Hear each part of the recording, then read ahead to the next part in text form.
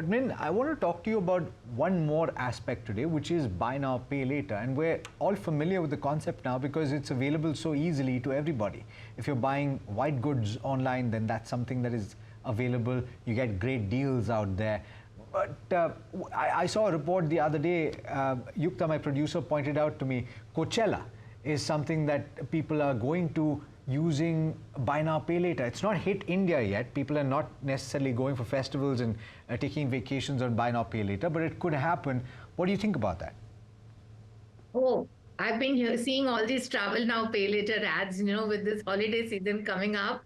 So I think it's quite widespread, and I mean, honestly, I don't think it's a good idea to do this. While you do have some very good deals, and it's like, okay, no interest if you pay it on time. But the point is that it really makes you habituated to living life on debt and possibly spending much more than what you have the ability to actually spend. So, spending beyond your affordability. So I actually believe that as far as buy now, pay later is concerned, use it only if there is like some sort of a very urgent need for which you don't have any other funds available. Then it's fine to use it. And the fact is that, again, pay it within that period that has been given, the interest free period. It works in those cases. Now, using it for funding every aspiration of yours is certainly going to cost you heavy, because you'll just get into this circle of taking one and then taking another one to fund the first one, and so on and so forth, basically. So we actually interestingly sent out a poll on social media just to find out what all of you think, and I'm quite encouraged by the results, honestly. Only about 8.3% of you said that you would consider using BNPL or buy now, pay later for concerts and clothes. 37.5% on electronics, which is understandable considering that so many white goods, laptops, televisions, and the like are available on buy now, pay later. Travel bookings is 12.5%. Think about that for a bit. And I'd rather wait and save. This is encouraging to me. 41.7% of respondents said that they would rather wait and save. So that's good news, Bryn, and hopefully the others are also listening to you. I just want to ask a couple of things here. Is there an interest component or a cost component in buy now, pay later? How do you understand that? So basically, if you don't pay it on time and you decide to extend the period, then there's going to be a 36% and odd interest that is going to be charged.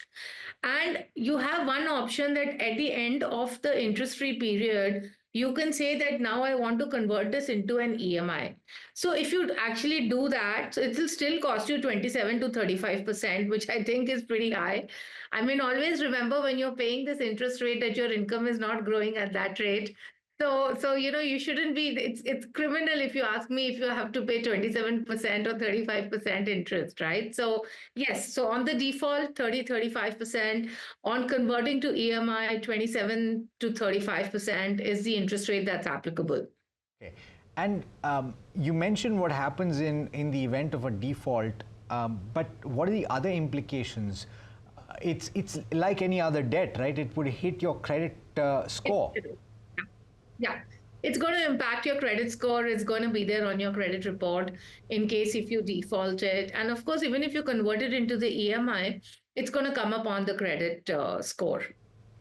And so, have you seen instances where people have had their credit scores impacted? How much of a dent can you see? Because these are not necessarily the largest payments that you make, 500,000, 2,000 rupees, but then that can add up.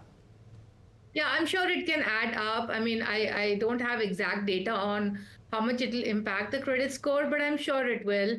And again, we must remember, Alex, that people are not just taking one BNPL. At a time, people who are used to taking BNPL will have about 3, 4 of them running parallelly on different sites.